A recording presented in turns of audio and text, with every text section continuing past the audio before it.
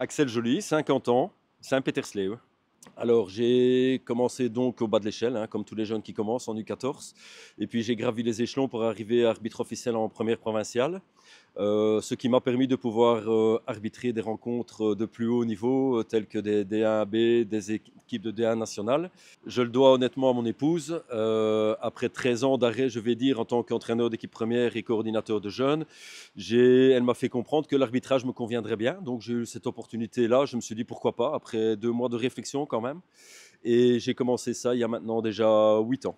La raison pour laquelle, objectivement, elle a été qu'on n'est jamais aussi bien servi que par soi-même. Je me suis dit, en tant qu'ancien joueur, je pense, après avoir roulé ma bosse 30 ans dans le monde du football, pourquoi pas franchir le pas et pourquoi pas être là, un acteur majeur d'un déroulement d'une rencontre, ce qui te permet aussi de continuer à faire du sport. Comment on devient arbitre? C'est-à-dire que tout d'abord, il faut s'inscrire sur le site de la cff.be avec l'onglet arbitre. Mais je dirais qu'il y a différents facteurs qui font qu'on devient arbitre.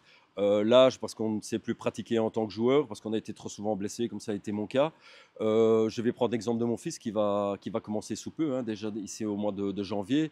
Ancien U19 interprovinciaux, mais il commence l'université, donc 3 entraînements semaine plus match le week-end, c'est difficile. Et donc il a décidé, bon, il me suit aussi depuis 5 ans, donc ce qui fait qu'il n'a pas dû réfléchir aussi longtemps que moi à ce niveau-là, quoi. Une main de fer dans un gant de velours, à travers la communication. Ne pas frustrer un joueur, c'est capital. À partir du moment où on frustre un joueur, on frustre une équipe, on frustre un banc, et à ce moment-là, on risque de passer 90 minutes qui sont réellement difficiles. Ouais. Mais pour moi, il y a 3 points qui sont très importants. Le premier, c'est la connaissance des lois du jeu, qui sont indispensables, je vais dire vraiment à la perfection. La condition physique, les entraînements, pour être toujours proche des actions et éviter de se mettre en difficulté, parce que si on arrive trop tard à un moment donné dans le rectangle, on se met directement en difficulté, et on ouvre la porte à ce moment-là à divers critiques au bord du terrain. Et le principal pour moi, ça reste la communication. Mon arbitrage est beaucoup basé sur la communication et c'est l'élément clé pour moi, c'est ça. Plus on siffle haut, pour moi, plus haut l'arbitrage devient plus facile au niveau des contacts et au niveau des duels.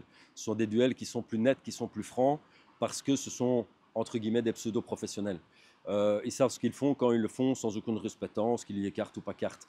Donc le jeu, plus on descend de niveau en P3 ou en P4, plus il y a de la maladresse. Et je pense que c'est la maladresse qui est de plus en plus difficile à gérer et à trouver cet équilibre entre, oui, est-ce qu'il l'a fait exprès?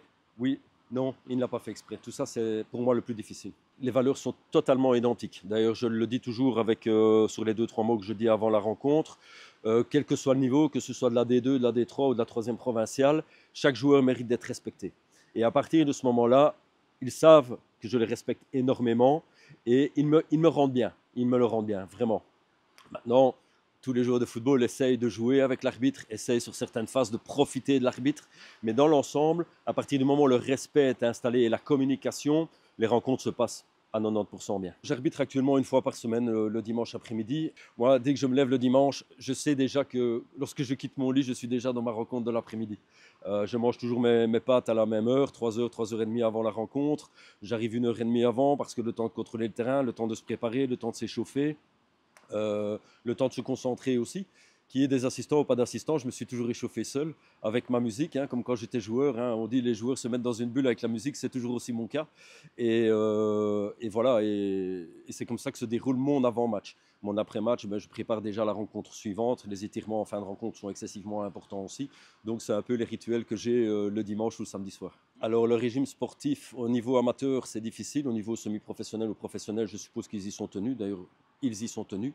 Maintenant, au niveau amateur, mais on sait un peu comme tout le monde que manger un hamburger ou boire de l'alcool 48 heures avant une rencontre, c'est pas ce qu'il y a de mieux. Maintenant, au niveau sportif, oui, j'ai gardé d'excessivement bons contacts avec des professionnels, comme un préparateur physique, un masseur, Benjamin Tubermont au niveau de l'équipe nationale U21 Ulic, qui est mon ostéopathe et mon kiné. Pourquoi? Parce que quand on est jeune, tout va toujours bien. 20 ans, 24 ans, pas de souci. 30 ans, ça devient plus difficile. 40 et 50 encore plus. Donc, pour ma part, si on ne s'entretient pas, on ne dure pas. Toutes les rencontres sont différentes, tous les clubs nous reçoivent différemment, les accueils d'après-match sont différents aussi. Et c'est quelque chose qui me tient à cœur, c'est vraiment les après-matchs. Parce que c'est à ce moment-là, quand ça s'est bien passé ou peut-être moins bien passé, qu'on peut encore plus jouer sur la communication et qu'on peut donner un sentiment aux joueurs que tous les arbitres ne sont pas mauvais, ne sont pas négatifs et ne sont pas là pour créer des problèmes. On est tout simplement humain et c'est le contexte de l'arbitrage, de l'avant-match, de l'après-match, des relations avec les clubs qui fait que je prends toujours mon plaisir le dimanche. Personnellement, il y a 2 ans, on m'avait fait cette demande de passer aussi assistant pour monter au niveau national, mais après avoir essayé 1 ou 2 fois, je pense qu'il faut véritablement être fait pour faire la ligne.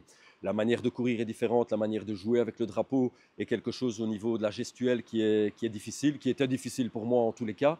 Donc voilà, c'est quelque chose pour lequel il faut être taillé. Et personnellement, tant que je peux courir encore mes 10 km par match et rester central, je préférais rester central. Ouais.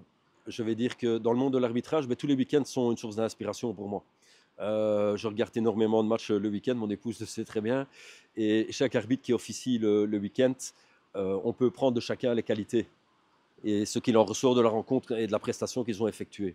Au niveau de l'arbitrage international, j'ai toujours été passionné par un Colina parce qu'il a été vraiment la main de fer dans le velours, il a été communicateur, il a osé, il a osé aller contre certains joueurs, à juste titre d'ailleurs, il s'est fait respecter et ses décisions étaient toujours prises à bon escient. Donc je crois que de ma génération, Pierluigi Collina restera l'arbitre international mondialement connu.